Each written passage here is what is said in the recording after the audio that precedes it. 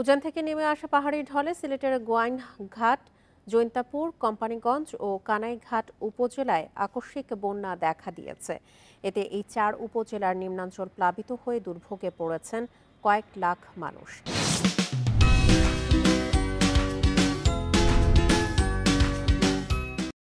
অনেক সড়ক ডুবে যাওয়ায় যান চলাচল ব্যাহত হচ্ছে। টানা বৃষ্টির ফলে সিলেটের সুরমা, কুশিয়ারা ও সারি নদীর পানি 3টি পয়েন্টে বিপদসীমা অতিক্রম করছে।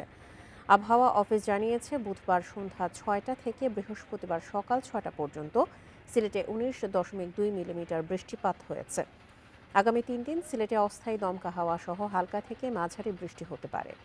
বন্যা পরিস্থিতি সামাল দিতে উপজেলাগুলোতে প্রশাসনের পক্ষ থেকে আশ্রয়কেন্দ্র খোলা হয়েছে। এদিকে সুনামগঞ্জের ছাতকে সুরমা নদীর পানি বিপদসীমার কাছাকাছি প্রবাহিত হচ্ছে। এতে উপজেলার ইসলামপুর ইউনিয়নের কিছু গ্রামে পানি ঢুকতে শুরু করেছে।